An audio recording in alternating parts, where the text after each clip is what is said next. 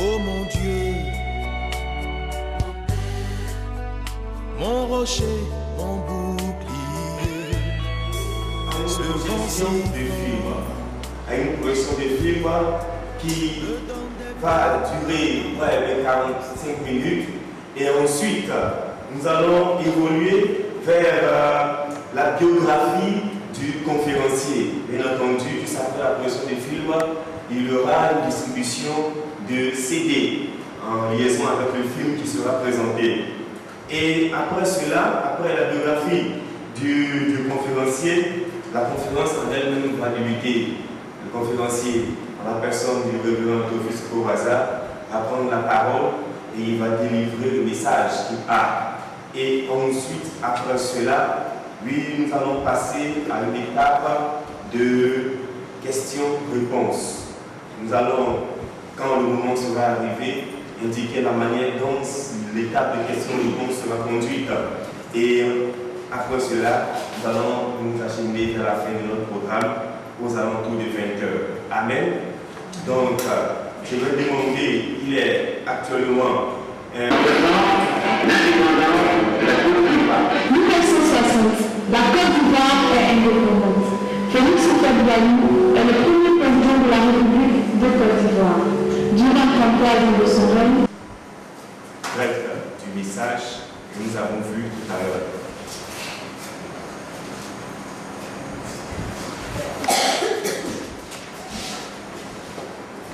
La réponse à peu durant la projection de film, de vous présenter ce que le révérend a eu à faire à un moment donné. Vous comprenez? Parce qu'aujourd'hui, nous sommes dans un environnement très sensible. Aujourd'hui, quand les gens parlent d'un serviteur de Dieu, on le regarde autrement. Et donc, il est question pour nous de présenter ce qui a été fait, de dire un peu ce que le révérend avait dit. Parce qu'à l'époque, les serviteurs de Dieu, comme on a l'habitude de le dire, n'étaient pas parvenants. Il arrivait des moments où les gens n'étaient pas beaucoup objectifs. Et pendant cette période, le révérend a préféré dire ce qu'il a reçu de Dieu. Vous voyez? Et il avait même annoncé que le président de la République était dans la désobéissance. Donc aujourd'hui, il était question pour le révérend de présenter tout ce qui a été fait. Je pense bien que quand il sera là tout à l'heure, il va vous expliquer en langage, vous allez avoir une série de questions auxquelles il va répondre afin de vous éclairer, pour que en sortant d'ici, vous puissiez désormais communiquer avec d'autres personnes afin que les personnes qui avaient perdu la foi, parce que je connais certaines personnes qui ont jeté la Bible parce qu'ils ont dit que eux, ils ne seront plus chrétiens parce qu'ils ont l'impression que être chrétien, ce n'est pas quelque chose de réel dessus. Vous comprenez? Donc là, je tiens à vous remercier pour le temps que vous avez passé. Tout à l'heure, le révérend sera là, il va répondre à votre question. Donc vous allez permettre que j'aille le chercher, afin qu'il puisse revenir, afin qu'il puisse nous entretenir durant 5 ou 10 minutes au maximum. Je vous remercie. Merci. Est-ce que nous pouvons acclamer notre Dieu? Je ne pourrais pas donner tous les détails de façon exacte. Certainement Dieu lui-même saura le faire, mais je vais m'y essayer. Il se nomme Théophile Soukoro-Ouaza, on a le Blandis. Sinon c'est Soukoro-Ouaza Théophile. Et il, étant donné que nous sommes dans le cadre spirituel, je ne dirai pas quand il est né, il a grandi où, il a mangé quoi.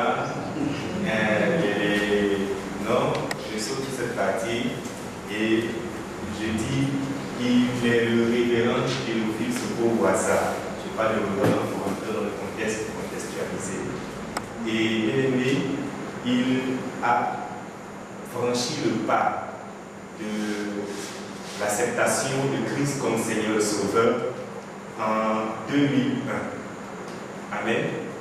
Et ceci, après avoir traversé des circonstances sociales et professionnelles assez difficiles. Et après avoir traversé ces circonstances difficiles, vous savez, la Bible dit que ce ne sont pas ceux qui sont bien portants qui ont besoin de Christ, c'est ce que Christ a dit, mais ce sont les malades qui ont besoin de lui. D'autres a dit que quand quelqu'un va à l'hôpital, c'est parce qu'il est malade. Et dans son cas, c'était bien dans une situation difficile. Et donc, bien aimé, c'est pour dire que c'est quelqu'un qui n'est pas devenu serviteur de Dieu par opportunité, mais qu'il est parce qu'il y a une orientation, une conviction divine. Et à ces jours, il est le directeur général d'un certain nombre de structures. Il est directeur général de Africa E-Way, qui est une structure qui donne dans l'Internet, la connexion Internet. Le directeur général de Hope Security, qui donne dans la sécurité. Et le directeur général de Hope Papeterie, qui donne dans la fourniture de services concernant la bureautique et autres. Alors, bien aimé, je vais laisser la place à notre homme de Dieu pour démarrer la conférence. On acclame notre Dieu bien.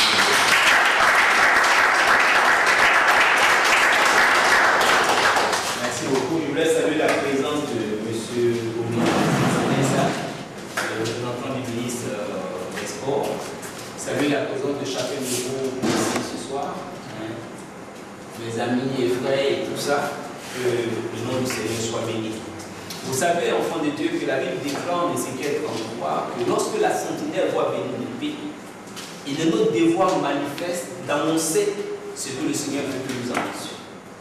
Il ne s'agit pas pour nous de regarder aux circonstances physiques autour de nous, mais il s'agit d'annoncer la pensée de Dieu et la véritable pensée de Dieu. C'est pour cela que nous sommes là ce soir.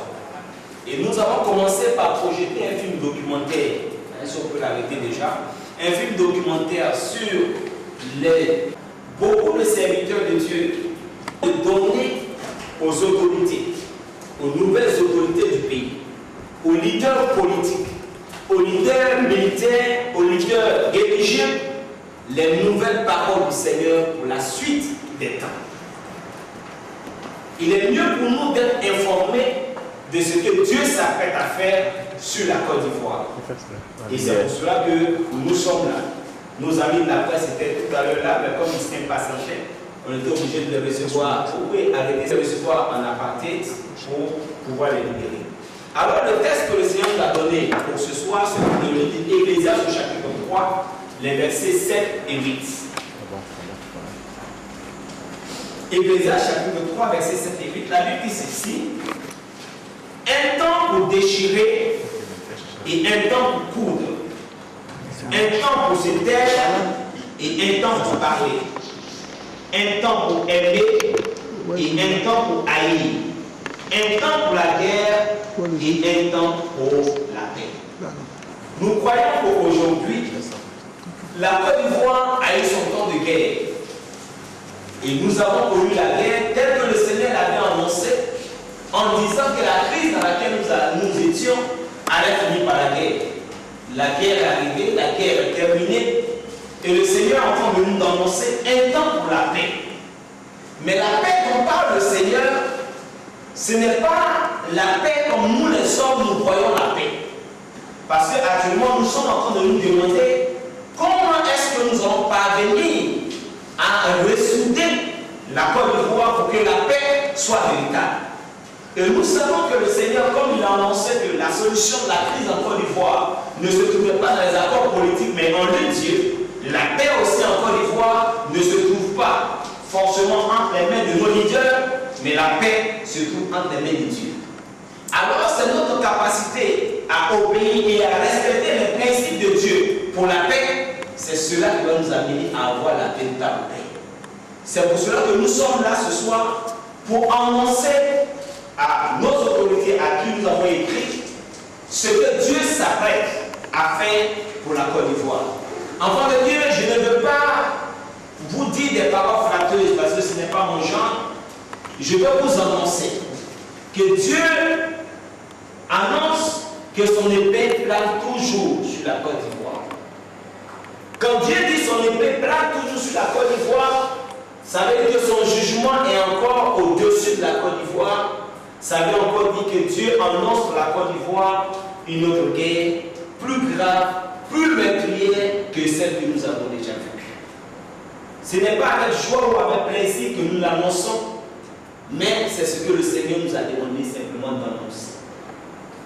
Et alors, nous sommes toujours dans la présence de Dieu pour demander au Seigneur, mais qu'est-ce que nous devons faire? Et le Seigneur nous donne une recommandation pour éviter encore la guerre. Et c'est ce qui est plus important et ce qui est plus intéressant. En 2004, quand le Seigneur annonçait la guerre, il disait qu'il n'y avait pas de solution, qu'elle était inévitable et qu'elle devait absolument avoir lieu. La recommandation qu'il nous avait donnée, c'est le vrai culte à chaque enfant de Dieu, à chaque leader. La recommandation qu'il donnait que chacun prie pour sa famille, qu'il prie pour sa maison. Mais cette fois-ci, en 2011, le Seigneur annonce une guerre plus meurtrière, mais il donne une recommandation pour éviter la guerre. Et la recommandation, c'est ce que je vais vous dire. Le Seigneur demande à tous les leaders politiques, à tous les leaders militaires, à tous les leaders religieux de signer un pacte de paix. Je dis bien un pacte de paix et non un accord, non une alliance, non un contrat, mais il dit un pacte de paix. Et le Seigneur ajoute que lorsque ce pacte-là sera signé, lui-même veillera sur ce pacte. Quiconque ne respectera pas ce pacte sera frappé par l'Éternel Dieu lui-même. Et toute personne qui ne respectera pas le pacte n'aura pas de succès dans ces entreprises de non-respect du pacte. Alors voici la parole que le Seigneur nous a donnée et que nous devons annoncer aux autorités, à l'Église et à tout un chacun. Et la conférence aujourd'hui, c'est pour juste annoncer cette parole du Seigneur. Le Seigneur donne une deuxième recommandation. Il demande que la journée du 10 avril soit une journée à l'honneur de lui-Dieu. Car c'est le 10 avril qui nous a délivrés de la guerre. Que le 10 avril, nous devons le célébrer, nous devons le louer, nous devons le salmodier. Chaque année, le 10 avril, nous devons faire une fête à l'honneur de l'Éternel. Alors, chers frères, chères sœurs, chers amis, ce sont ces paroles-là, toutes courtes, toutes simples, que je suis venu nous annoncer. Quelqu'un pourrait me demander, mais comment est-ce que ça va se faire? Je ne sais pas. D'autres m'ont demandé, mais est la réconciliation qui a coulé? Je ne sais pas. Ce que je sais, c'est que les leaders politiques, religieux et militaires doivent signer un pacte de paix selon Dieu. Nous devons également célébrer la journée du 10 avril à l'honneur de l'Éternel parce qu'il nous a délivrés de la guerre, selon qu'il est écrit en Exode 13, du verset 1 au verset 10. Voici les paroles que nous avons. Mais pour que chacun de vous soit rassuré de ce que nous avons déjà fait pour la Côte d'Ivoire en termes de prophétie, en termes de paroles, nous avons rassemblé un certain nombre de supports sur les prophéties que nous avons annoncées le 20 novembre 2004, sur les recommandations que nous avons adressées au président Laurent Gbagbo, sur les différents programmes que nous avons organisés sur la Côte d'Ivoire, pour que chacun de vous ait un support entre ses mains pour vérifier la véracité des révélations données par le Seigneur. Parce qu'il y a eu tellement de choses qui se sont passées en Côte d'Ivoire que beaucoup d'enfants de Dieu, malheureusement, ont perdu la foi. Il est de notre rôle, en tant que défenseur de l'Église de Jésus-Christ, de donner la parole de vérité et la parole de vie. Et donc, on va rapidement distribuer les supports en notre possession pour que chacun puisse avoir ces supports-là pour que vous soyez témoins vous-même des paroles données par le Seigneur. Ce support-là, qui est juste une feuille A4, recto verso plié en deux, c'est que le premier journal que nous avons distribué le 20 novembre 2004, qui contient toutes les prophéties directes données par le Seigneur. Et j'attends par prophétie directe une parole du Seigneur que tu entends directement à ton oreille, sans rien ajouter, sans rien retrancher. Il y a également des versets bibliques donnés par le Seigneur directement. Et ensuite, ce qui vient, ce sont nos commentaires pour la compréhension des versets bibliques. Et donc, on va vous distribuer rapidement ces supports-là pour que chacun de vous ait une copie.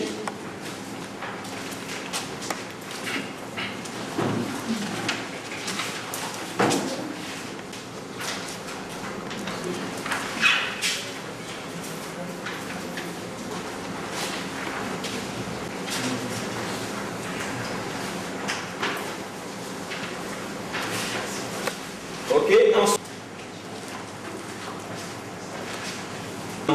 vous avez l'opportunité de revoir également tout ce qui a été fait. Donc voici, chers enfants de Dieu, chers frères, chères sœurs dans le Seigneur, les paroles que le Seigneur veut que nous annoncions à la nation. Et aujourd'hui, c'est juste la première action pour annoncer. Et après ça, en tant que serviteur de Dieu, nous allons commencer maintenant les actions de prière en faveur de la Côte d'Ivoire, qui seront des moments de prière et des moments d'intercession en faveur de la Côte d'Ivoire. Donc voici un peu ce que j'avais à nous dire. Sur ce, je me tiens à votre disposition pour répondre à toutes vos questions, à toutes vos sollicitations pour des éclairages éventuels. Nous remercions le Seigneur pour son serviteur. Je sais que vous êtes en train de regarder les documents, mais je vais vous demander d'acclamer Dieu Tout-Puissant.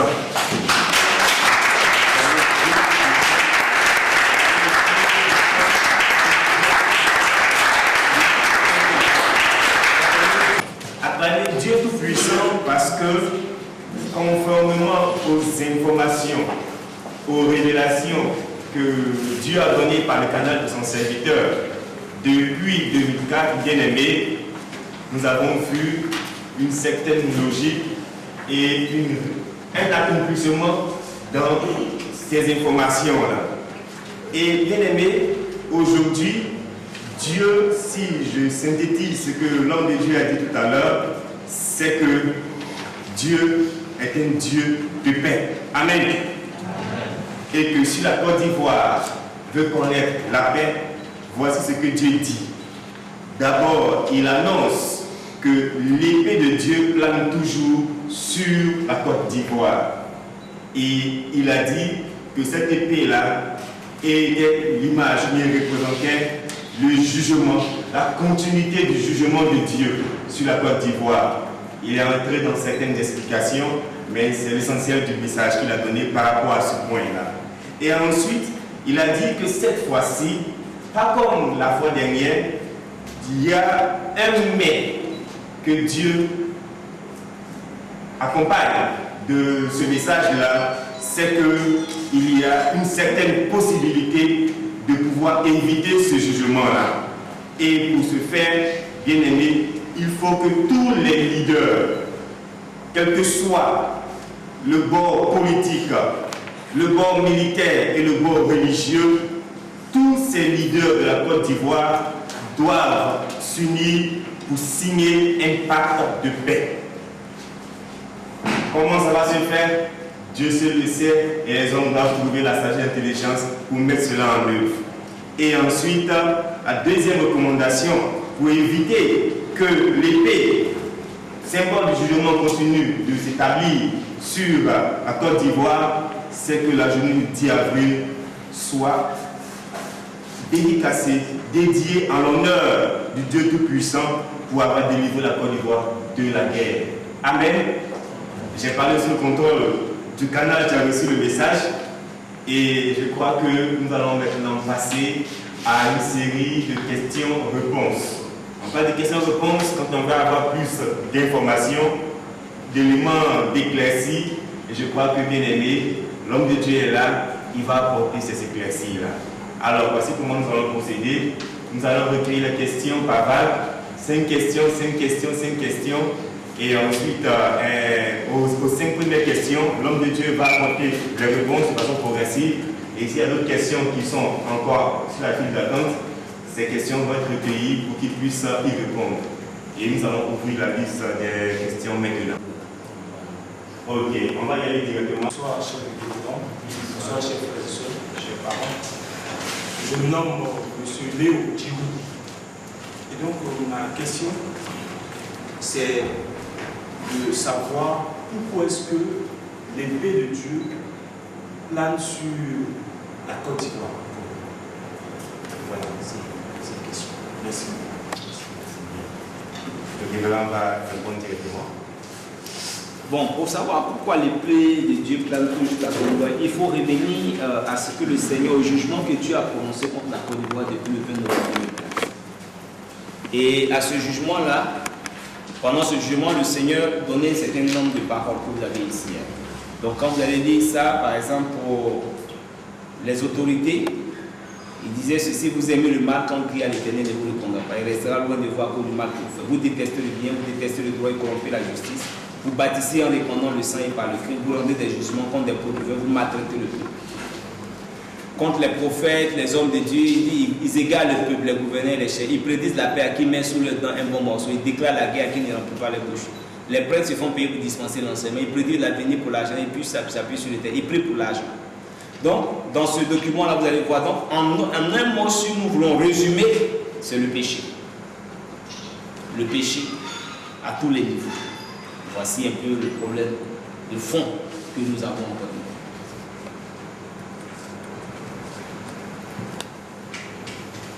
Voici la réponse du révérend. Il est aussi bref.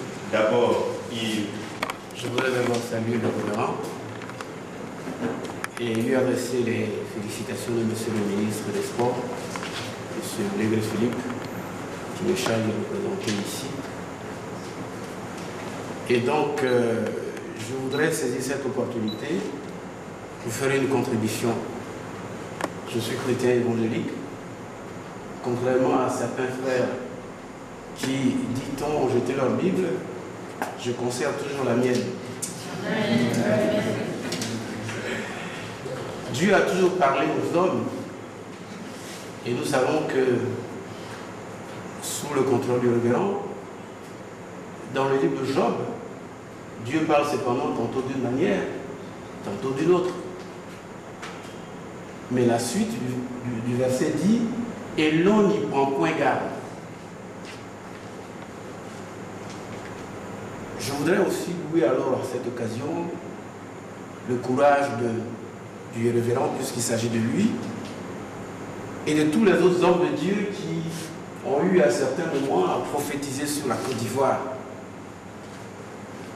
Les choses se sont déroulées, chacun dans son retranchement où il était a pu constater ce qui s'est passé. Alors, je m'interroge toujours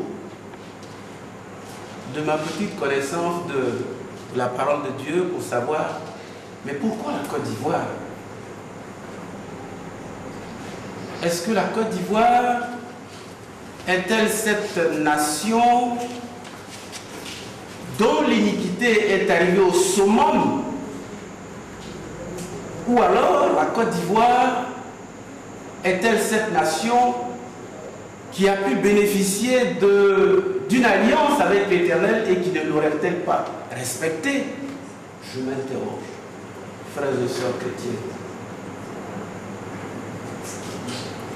Nous savons que dans notre Constitution, il est marqué en lettres importantes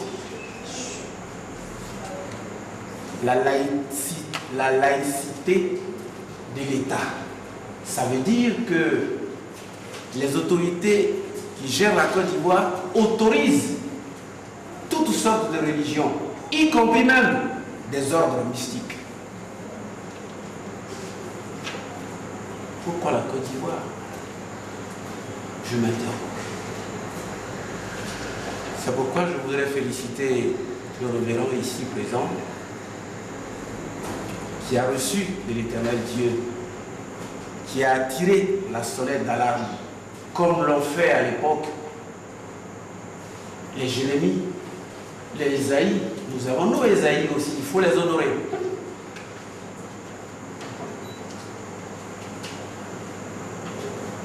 Je m'interroge.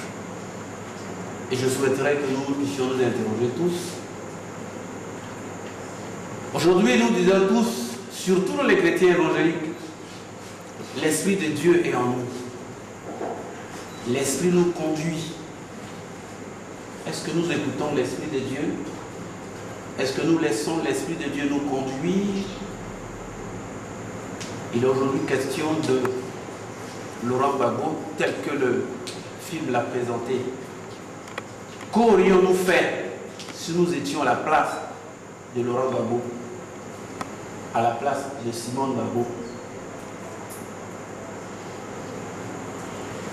Les autorités actuelles gouvernent la Côte d'Ivoire chacun a son appréciation, je ne me permets pas de l'apprécier. Et le révérend vient encore de parler. Je voudrais vous donner l'assurance que je transmettrai fidèlement à Monsieur le ministre ce que vous avez dit. Il y a 2 recommandations de l'Éternel. Afin que les autorités qui ont aujourd'hui la gestion de la Côte d'Ivoire puissent, un temps soit peu, épargner la nation ivoirienne de toutes ces calamités. Parce que nous ne sommes pas seuls chrétiens, nous avons aussi des musulmans, nous avons des animistes. Mais comme l'on dit, il pleut pour tout le monde. Frères et sœurs, en Jésus-Christ, environ, c'est ce que je voudrais partager avec vous. Merci pour m'avoir écouté.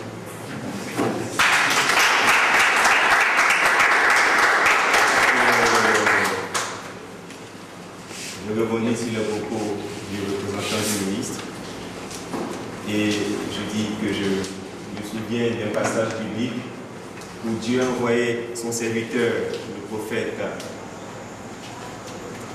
Nahum, allait dire, le prophète Jonas, allait dire à ceux de la ville de Ninive que Ninive va être détruite s'ils ne prennent pas des dispositions. Et il a sillonné la ville pendant 3 jours et l'information est arrivée à l'oreille du roi. Et l'oreille du roi ayant analysé cette information a décrété que tout le pays, toute la ville de Ninive prenne des dispositions et que 3 jours de jeûne soient décrétés et que même les bébés qui étaient au lait et les animaux dans les étables prennent la décision de jeûner pour se conformer à ce que Dieu avait dit. Et le châtiment de Dieu a été évité de justesse. Et donc c'est pour dire que ici, l'homme de Dieu est en train de crier ici, mais l'information par la grâce de Dieu, par les personnes qu'il faut, va parvenir à l'oreille de celui qui doit prendre la décision. Que Dieu bénisse vraiment son serviteur. Est-ce qu'il y a une autre question? Je salue l'Assemblée, je salue le révérend. Le révérend, vous annoncez... Vous présentez votre personne. Excusez-moi, c'est Nyako Hervé. Voilà. Ma question est la suivante. Le révérend présentait donc les paroles du Seigneur pour le peuple de la Côte d'Ivoire. Et je me trouvais dans la peau des personnes qui écoutaient Pierre quand il leur demandait de se convertir. La question qu'ils ont posée à Pierre, c'est que devons-nous faire? C'est dit que, je veux dire, ma petite voix ici ne peut peut-être pas arriver aux autorités. Hier, les autorités ont été averties et elles n'ont pas pris les dispositions qu'il fallait. Et c'est tout le peuple qui a payé. Et aujourd'hui, je veux dire, le sort de la nation se joue dans la main de certaines personnes et pourtant, c'est nous tous qui allons payer. Et comme ces premiers chrétiens, je me demande, qu'est-ce que nous pouvons faire pour que cette fois-ci, ce qu'il y a lieu de faire, les recommandations que le Seigneur nous demande, puissent être mises, puissent être faites et que nous puissions éviter cette situation. Est-ce que, comme Abraham, est-ce que nous ne pouvons pas encore plaider auprès du Seigneur pour dire, à cause de quelques juifs, à cause de quelques enfants qui essaient de marcher selon ta volonté, est-ce qu'il ne serait pas possible d'intercéder dans ce sens pour que le Seigneur puisse épargner la Côte d'Ivoire et, j'allais dire, nous sauver, n'est-ce pas, des personnes qui nous poussent, n'est-ce pas, dans sa paix. Voici. Je pense que c'est la question de Niako. Merci beaucoup, cher frère. Vous savez que le Seigneur Jésus-Christ, avant de partir, nous a laissé une prière. Notre Père qui est aux cieux, que ton règne vienne, que ta volonté soit faite.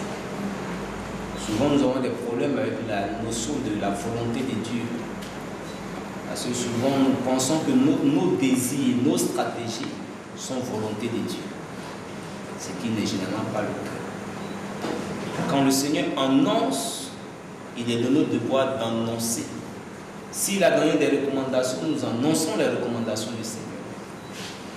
Ensuite, nous prions pour que chacun de nous, ou ceux qui sont mieux placés que nous, qui peuvent actionner toute la machine, puissent le faire. Donc, ce que nous avons à faire, c'est toujours la prière et l'intercession.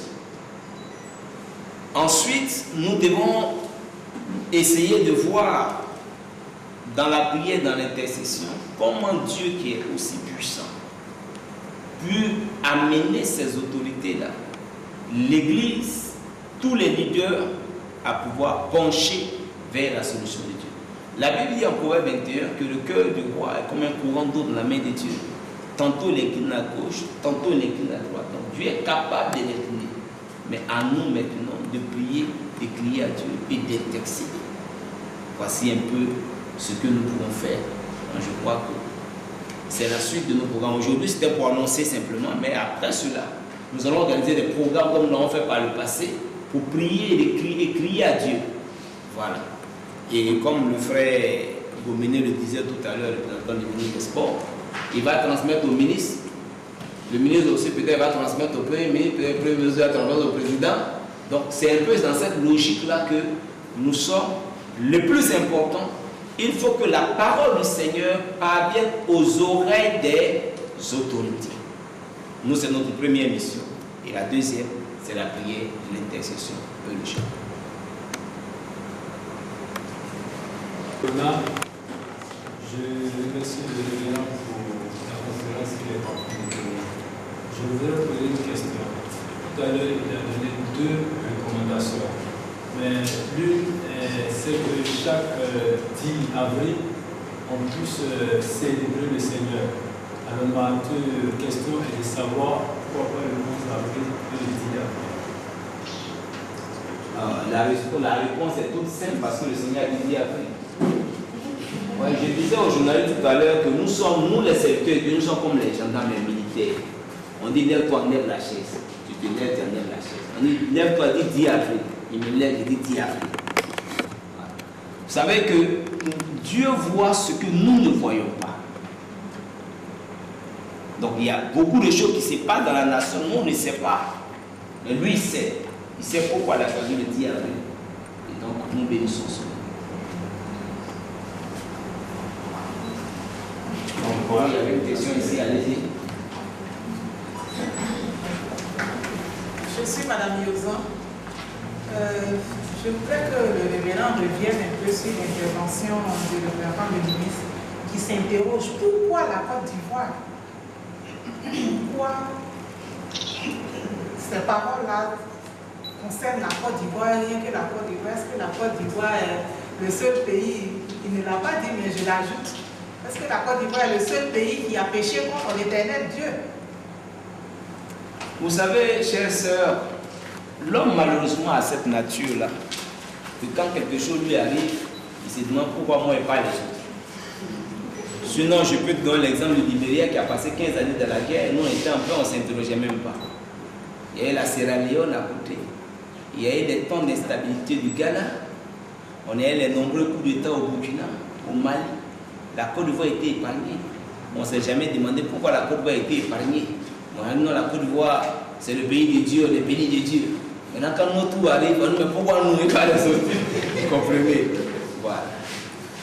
Ce qui est le plus important, c'est le fait que nous sommes dans la volonté de Dieu.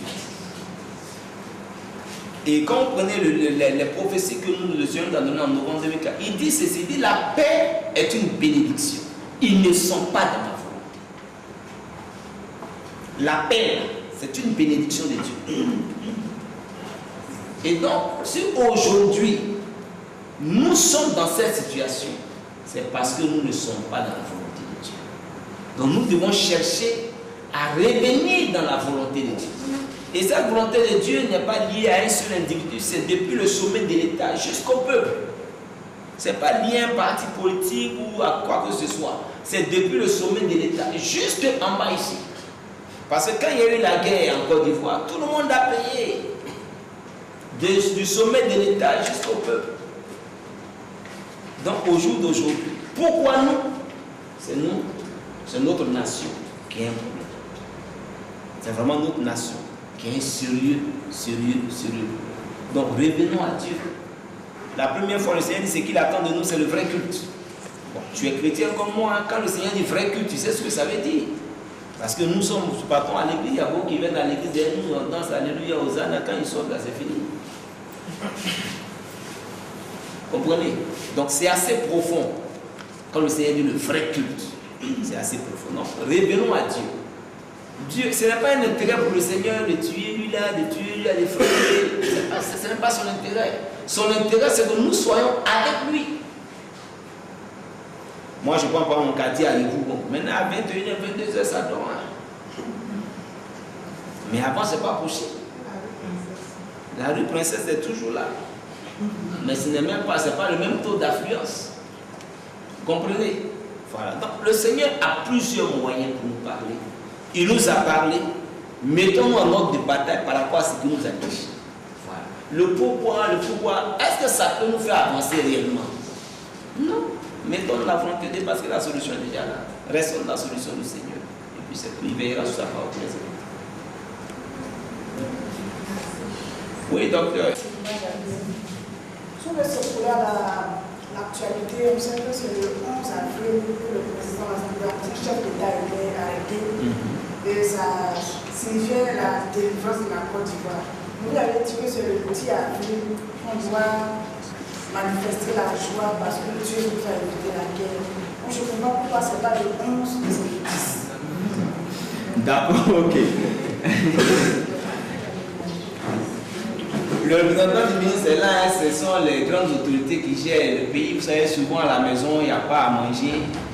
Et puis quand maman et papa sortent, ils sourient, c'est comme si de rien n'était, ils prennent la rame dehors et puis ils viennent, ils donnent, on mange. Les enfants ne savent pas ce qui se passe dans la caserne.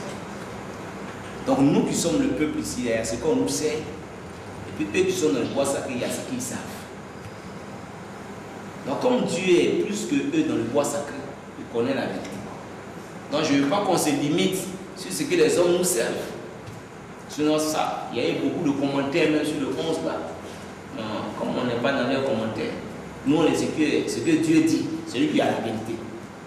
Donc nous pensons que Dieu qui dit 10 avril, là, c'est lui qui est dans la vérité, donc c'est le 10 avril.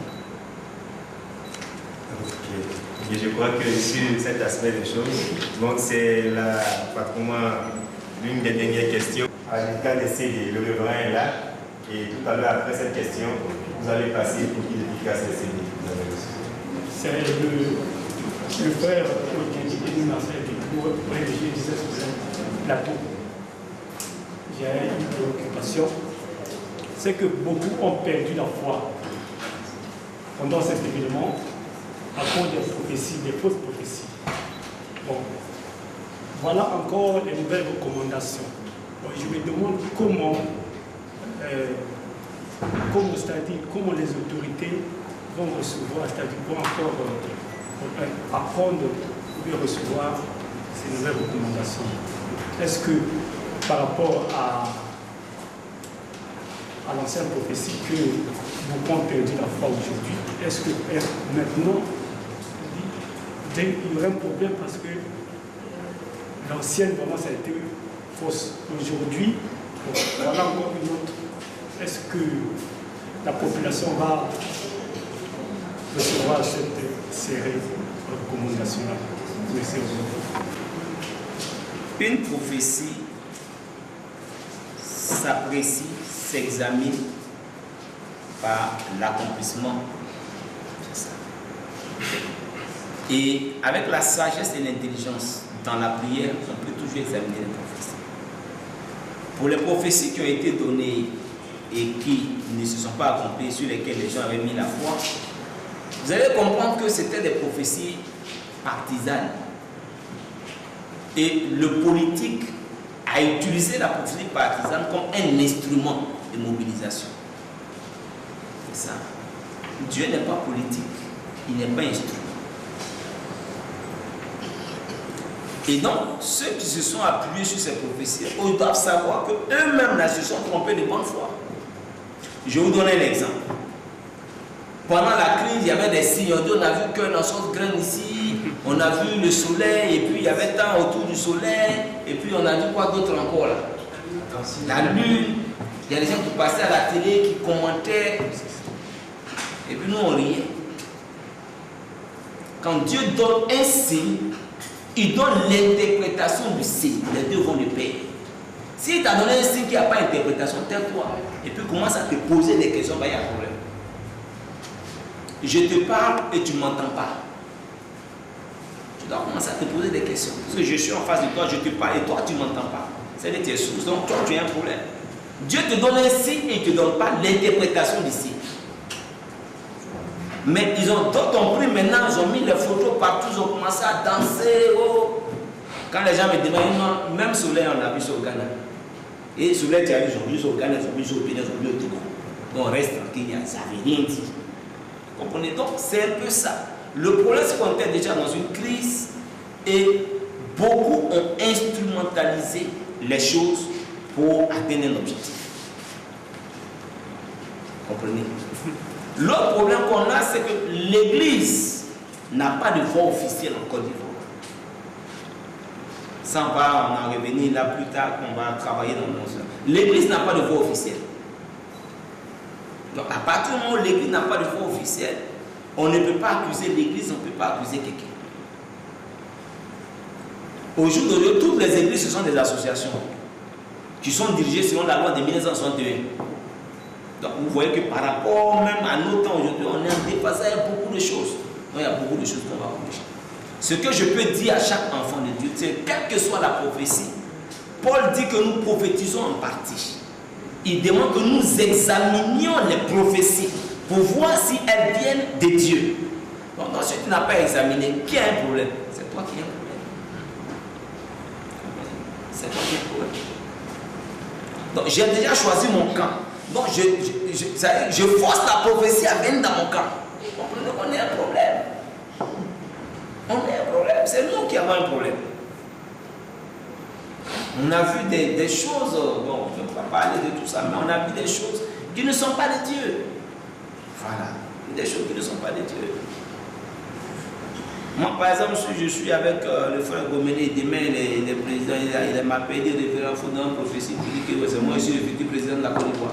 Il met au moins 10 millions dans ma main, je vais faire que de bord. Dieu m'a révélé, le frère Gomené, le choix de Dieu pour cette nation. Alléluia! C'est ça qu'on a vécu dans le pays. Donc ceux qui sont assez dépendants, ils disent, oh, ça vient de Dieu. Non, Dieu a dit ça, ça vient de Dieu. Donc en lui et moi, il y a un deal. Maintenant, si toi tu as entendu une telle prophétie, tu prends la prophétie, tu vas dans la présence de Dieu, tu interroges le Seigneur, il te dit ça vient de moi ou ça ne vient pas de moi, mais c'est par rapport à ça que tu marches. Comprenez? J'ai lu dans la presse un homme de Dieu qui demandait pardon à la nation parce que l'église évangélique n'a pas joué son rôle. Moi, je vais lui répondre au moins venu. C'est lui qui n'a pas joué son rôle, il a fui. Mais sinon, nous, on est restés à Yopougon, on a fait que tous les dimanches jusqu'à aujourd'hui, dans la crise. Pas fuir. Quand tu es dans la vérité, tu n'as pas à fuir. Mais quand tu es dans le faux, c'est la même fois où tu as commencé à fuir. Tu sais ce que tu as fait. Donc, ceux qui ont donné les fausses prophéties, là, il n'y a pas un qui a mis en commun actuellement, il n'y a pas un qui est encore du roi, ils sont tous partis. Donc, c'est un peu ce que je dis. Non, nous sommes des enfants de Dieu.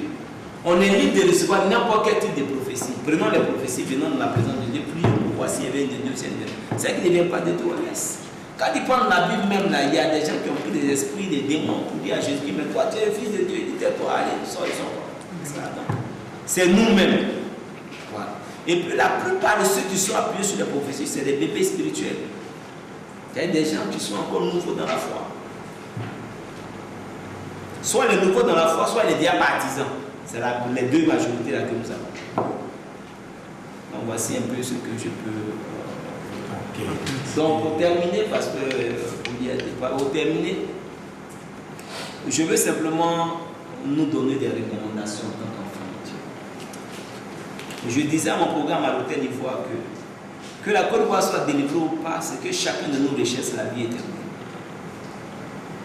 Ce que chacun de nous recherche, c'est la vie éternelle. Toute la nation peut être dans le désordre, mais toi seul, sois dans la vérité. Le pays peut brûler, mais toi, ce Dieu peut t'épargner. On a vu ça dans la crise. Il y a des gens qui étaient assis chez eux à la maison, ils mangeaient leur football, les a trouvés là, ils sont morts. Il y a d'autres qui étaient sur les lignes de front, ils n'ont rien vu.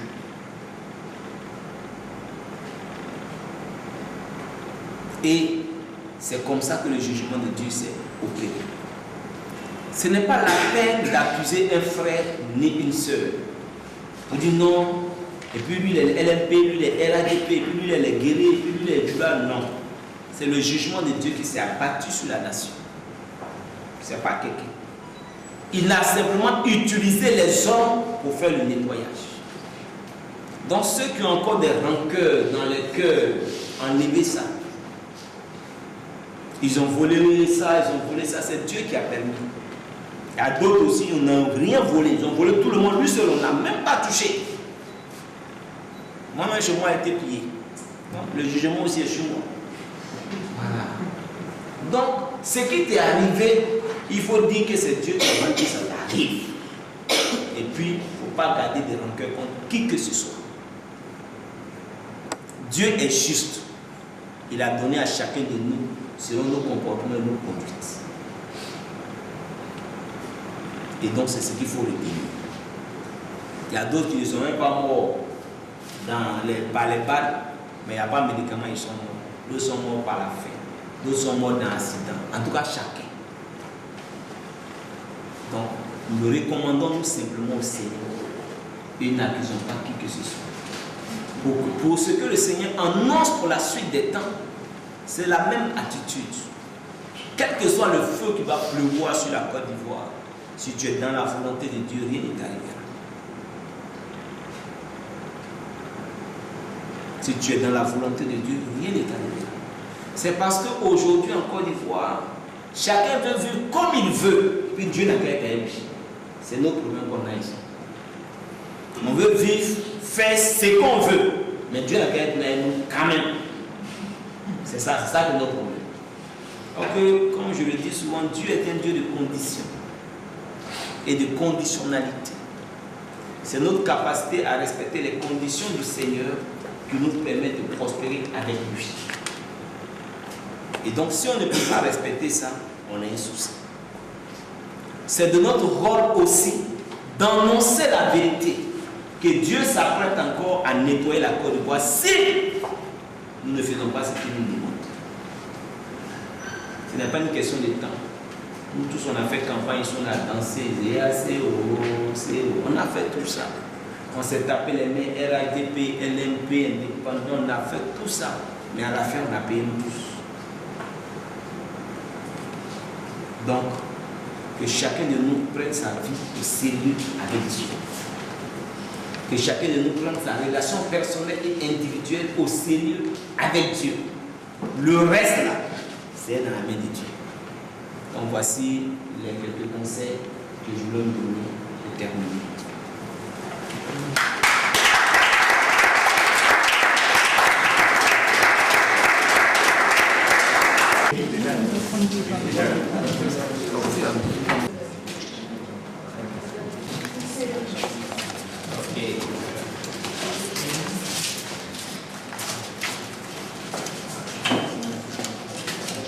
Alors, pendant que la dédicace est en train de se faire, donc la parole de Dieu est prêchée dans toute sa vérité et accompagnée du temps de prière intense pour le déblocage des situations, pour chasser les esprits. Et que tes anges et archanges veillent autour de chacun de nous in the mighty name of Jesus. Merci Seigneur pour ce que tu es. Au nom de Jésus de Nazareth, nous avons prié. Amen. Amen. Salut ton frère, salutations, bon week-end, bon dimanche, bon dimanche.